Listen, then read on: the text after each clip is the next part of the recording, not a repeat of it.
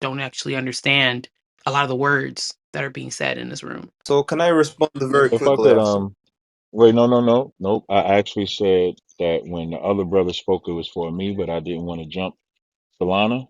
And so just like I didn't jump Solana, nobody's going to jump me. I think that's Okay. fair because the brother mentioned Israelites, which that's what I am. So I'm going to show you how you actually answer the question to show white unable to face their evils, right? Mike Brown was killed by a cop on the street, right? When he got killed by that cop, they immediately showed some video where he was supposedly stealing Black and Miles out of the store. Even though that cop didn't know that he was stealing Black and Miles, that's what they showed, that he was stealing Black and Miles. When the brother got the neck, George Floyd, when the cop was on his neck, they immediately went to George and showing his drug abuse and how he was on fentanyl, and that was it. And they do that to desensitize you from the crimes that they committed. You understand? That's how you so they're not able to face their evils. When that brother, excuse me, when that white boy Dylan Storm shot them people in North Carolina, they took him to Burger King with a bulletproof vest on. They made sure he was taken care of. They started bringing up how he had childhood problems that was affecting his psyche. Even though the people in the room, Talk about black on black crime. the church members that he was killing was praying for him as he reloaded the weapon, but he was taken care of. And even as I'm speaking, if someone yells out black on black crime, nobody's talking about black on black crime. That's Talk, every time, talk about like if fentanyl being anybody is sold in paying black attention communities by other and black if drug dealers. anybody is being talking, even as he's not able to state, y'all notice I said everybody should be able to speak and nobody should unmute when someone else is speaking. When that brother was talking about the Israelites, I didn't unmute. Are we going to be mature? We're not. He's the proof that as I point out the difference of what they do to black people when they're evil and what they do to white people when they're evil, that's how you know they're not able to face their evil. He can't even face me speaking on how evil it was for Dylan Storm to shoot them people in the church, but yet they can make sure he gets fed. Mike Brown, that cop that shot him, did not know whether he did or did not steal something allegedly out of a store. He shot him for jaywalking.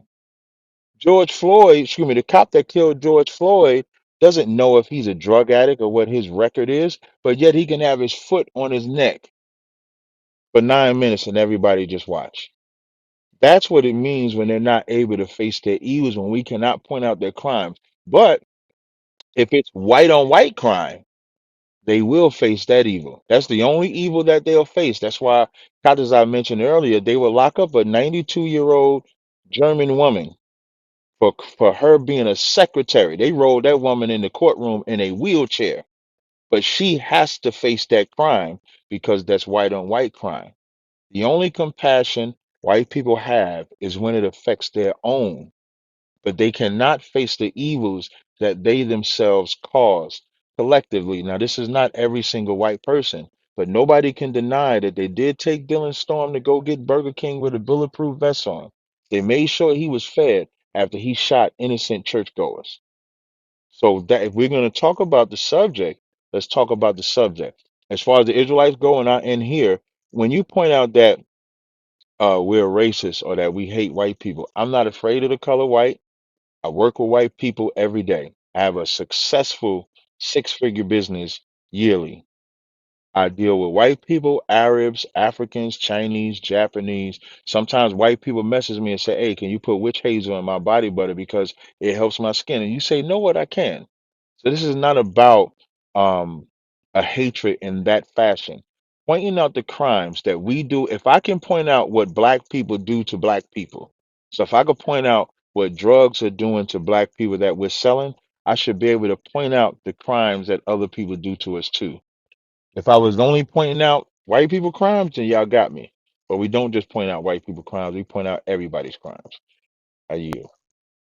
So the reason for which it is that white people are unable to face their evils is the idea, from my perspective, that facing their evils means that they have to face the context for which it's being placed upon them by some, that they are a monolith or a collective, or that which of their the actions and transgressions of their forefathers are therefore there's weight to bear as well. And so when you ask them in a historical context, that is, to face the evils of the past that has been done, you're saying that they should then therefore take responsibility to some degree for what they had no control over. And that can be a very difficult thing for a human being to do. Even in our own personal lives, we struggle as individuals with the past transgressions of our parents or even our grandparents and how that impacts us in our everyday lives. And it becomes a very difficult thing for an individual to do, to have to wear or carry the burden of choices others made that they had no part of. So that is one of the real reasons for which it is that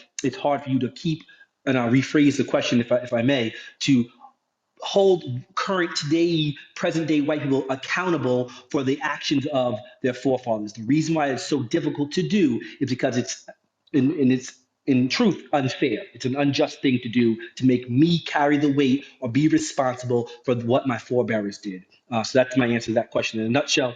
I will say two other things, if I may, as it pertains to the George Floyd case and the officer Derek Chauvin, though you might suggest and state that white people failed to face their evil deeds, that would actually be a half truth, or I would say a complete untruth, I should say, because the officer in this particular case, thank goodness, did face the consequences of his evil actions, hence being sentenced to more than 20 years in prison for the murder of George Floyd. So in that instance, not collectively white people, but you might make the argument that the fact that the justice system was able to play out in a fair, just manner, finally, for once, it did perhaps put white people on or racism, I should say, not white people particularly, but those who are in positions of power who are racist, it put them on notice that, hey, there are consequences to those actions. Look what happened to Mr. Chauvin. So that is a demonstration of them having to, quote unquote, face their evils. And then the last thing I wanted to, question I wanted to answer was a question that Captain had raised earlier when he was speaking with, I think the gentleman name was Adam, if I'm not mistaken. He had stated the idea that why was it that when he's out reaching out to the community in different manners, it is that the only time he gets pushback about his spiritual practice and his position happens to be from other black people. It's not white people that are upset with him for the way he speaks or any other ethnicity group, but he stated that it's black people that seem to give him the most pushback about the position that they had spiritually, collectively on whites. And the reason for that is simply is this.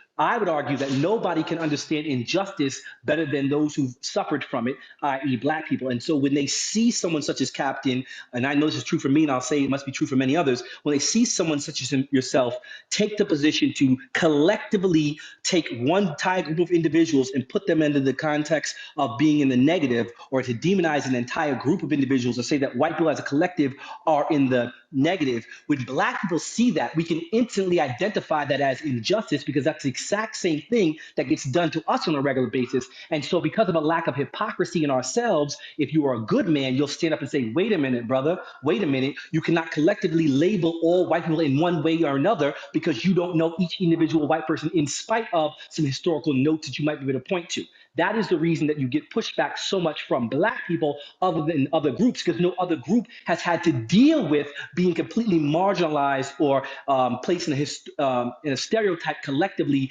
even though they are individuals. There's your answer. Y'all got it. Hey, before somebody responds, just a brief response to the good adult. Whenever I speak about what black people are doing, no black people complain. Nobody. And again, we're not the first set. What I wish people would understand, me being on the voice, we're not the first set of black people that has ever complained about what's happening to us. I tell you what, Martin Luther King preached nonviolence and still got killed for it. And all he wanted was a fair shake. So let's not act like nobody spoke against the ills that white people was committing to us until the Israelites came along and did it. And let's not act like it's still not happening. Again, if we were only speaking about the crimes that white folk did, I would understand and could understand. But nobody speaks about when we speak against our own. It's only when we speak about the crimes. And again, it has nothing to do with, I just, like, you ain't never heard us say we hate Hawaiian people. We're only speaking about what's happening to us. And it just so happens to be that race of people. They're one West.